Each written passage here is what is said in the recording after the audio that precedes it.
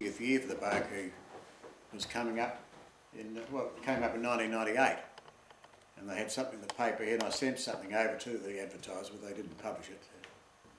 So. They didn't? Yep. I think I might have been a few days late. They didn't even answer it. That's a bit rude. I think too that I also added in my letter that I'd been over to the Adelaide Library and I'd hoped to and try to get the story of the Barcoo there, because that was the same day that Pat and I were engaged. That appeared the same day with the photographs of the ship ashore.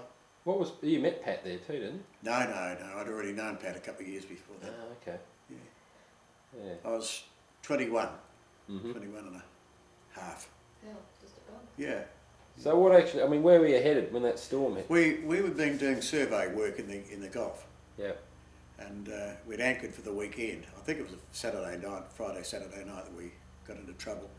We'd anchored 1.5 miles due west of the Glenelg jetty, and a lot of the crew were ashore on leave, and I was the only wireless operator on board. Our petty officer was away, and we didn't have much steam up because we were closed down for the weekend. We only had part steam up. Don't ask me how much steam there was, because I'm not an engineering type. I was a wireless telegraphist, and this storm suddenly came up during the night. I was on watch in my wireless office right after the captain's cabin, and it came up very rough, and I had to stand up because it was too uncomfortable in the seat, and I was listening to what we call bells. It was a Bell Conan broadcast from Canberra, the Navy radio station there, and we always had to listen to that, and to listen to Port Wave, because that would have been the wave Port Adelaide would have been on had we asked it to be on, but it wasn't. And I used to listen to that in 500 kc, as a commercial radio emergency wave. And there was nothing, I didn't remember anything about storm warnings there or anything. Next thing, this big, terrific storm came up. We dragged both anchors, and I had no idea what was going on. I was braced against with my knees underneath the bench, the steel locker, just sort of going with the sway of the ship. It was pretty uncomfortable. And we hit with a great slow heaving motion, and my knees caught under the bench as I straightened my legs with the shock. And I was thrown, and I was rendered unconscious. I don't know for how long. Okay. But when I came to, there was sort of all bedlam. You could hear shouting and yelling, and we had struck the Glenelg beach, 1.5 miles north of the Glenelg jetty. And one of the funniest things that happened there, the saying was heard a long time afterwards, for years. There was a lady came out there with a hurricane lantern in all this wind, and it was a real hurricane, and she was screaming out, "You can't come here, it's all land." And that was the West Coast sewage farm, so we were really in it. Yeah. Isn't that shit? So I heard afterwards, a lot of this was afterwards, because I spent the whole time in the radio office, and I turned the main transmitter on in case they did call me to call up Bell Conan. We'd never sent an SOS on the 500 kc, so, but I had it transmitted ready to call Canberra, to ask them to call the locals to open up the radio station at Port Adelaide, at Hmas Torrens, to get on the Port Wave frequency. That was to be a voice-to-voice, a radio telephone, not Morse code. Well, I got word to the captain that the transmitter was on and ready to go, and he just acknowledged it. But shortly after that, we had to close everything down, because we finally settled in what turned out to be 14 feet of solid sand on one side and a great trench on the other. We were in danger of tipping over. And anyway, we had to shut all the machinery down, because the condensers, the engines couldn't work because they were sucking sand up through the condensers. It would have burned everything out. So, it was great bedlam, because everything was dark until they got the emergency lanterns going, and the Were you at right angles with the beach or parallel with the beach? No, we're sort of slightly on an angle. Okay. We did hit front on, but we were in danger of tipping over. But we were stuck hard and fast there, with the sea behind us, coming really in hard. And it wasn't until the next morning, till it abated a bit, that we saw what we were in. And but during the night, a chap who happened to be a friend of mine later on in life, I didn't know him on the Barcoo because I hadn't been on there that long, and he was a leading seaman. His name was David Campbell, and he turned out to be a very good watercolour artist and paint colour artist. Okay. He was very close to the Adelaide people who ran the art gallery, and anyhow, he was on the ship, and I believe he's one of the chaps who was sent ashore during the height of this thing on our survey, small ship that used to go out, small boat rather.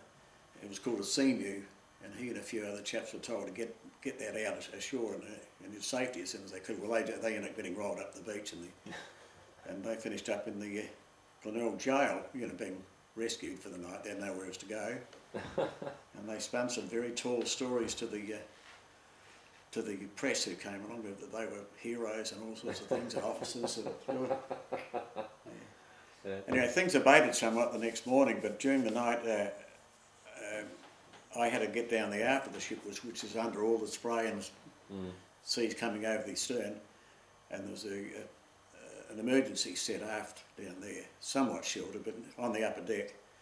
And I got into trouble through this because I managed to raise a ham radio operator who they used to have a system of sending a card to each other called a QSL card, which is one out of a list of Q numbers. Q, of course, like we have QSA meaning signal, QTC meaning signal, QSA meaning how do you read me, and all from QAA down to QZZ. And he sent me a QSL card, which means would I acknowledge receipt of his transmission from me, that he'd read me right, and he didn't bother to ring anybody up. Or I was asking anybody listening to call the HMAS Torrens to ask them to get onto Port Wave. That's the only thing I could reach them with. Of course, he didn't do any more. He just wrote out this card and sent it to the ship. Anyway, we were stuck there for about 10 days, I think it was. It was 10 days? And there's a lot of manual work. Somehow we got a kedge anchor put out to sea somewhere behind us, and we managed to haul things around on that and managed to skew the stern around slightly, and a dredge came along and managed to scoop out quite a bit of the sea there, and they managed to put the sterns of the ship around again, and they scooped the other side, so we managed to clear enough to loosen it, to get the engines going. And by this time the sister ship, the Hawkesbury, I think it was Hawkesbury, had come along, and she finished towing us off. And they took us round to outer harbour, where there was very little damage done to the ship. And no one was really injured apart from... No, there were a few, bruises, injuries like myself. I hurt my back a bit, but I didn't claim on it at the time. I was young and stupid. Caught up with you later. Caught up a little bit later on, and I think things you usually do with people with accidents when they're younger, you've got to reckon you're a bit macho, you don't report things. And you were 21 at this stage? I was 21, and that ship wasn't the only thing in trouble. The Glenelg jetty went, many houses were unroofed, there was terrific damage, the sea wall was smashed up, everything. It was a very savage, fierce storm, and it frightened the hell out of everybody. When the sea and everything settled down, I tried to get hold of a photograph. This was a photograph of the Barcoo on the north side of the ship. The sand was absolutely solid against there was a milk cart had come out, a horse-driven milk cart had driven right alongside the ship, and was handing milk cartons or bottles up the little gangway we had. Did it get onto the news? Oh yes, had a big write-up, a lot of... I mean, it was actual film taken back I don't know, no, it wouldn't have been movie film, things were too rough, it was very cold and wet and stormy and everything, but there was a lot of damage to the buildings and the jetty. The jetty was absolutely smashed. A lot of ships, boats were tossed up and yachts wrecked. They used to have that restaurant on the end of the... Yes, they did, quite a big one. Yeah. I think they had one on the Henley jetty too. I don't know if that got written off in the same storm. There was a book put out called Glenelg. And Barcoo gets a write-up in the one chapter of that. But it was in April 1948, I can't think which date now, but it was there 10 days. And I'd already signed on for 2 more years with the Navy with the option of getting out after 12 months, and I thought, didn't make me do it, but I had offers of work. Yeah. So I decided to leave the Navy there, and anyway, the ship I think proceeded from there around to Darwin. I don't know whether it went via Sydney or what, but it was in pretty good condition. It wasn't bashed around or anything, although it was in danger of being turned over. It went around there to Darwin. The poor old captain had another bit of an accident there, and he hung the ship up on a girder that went through one of the scuttles, porthole scuttle. Yeah.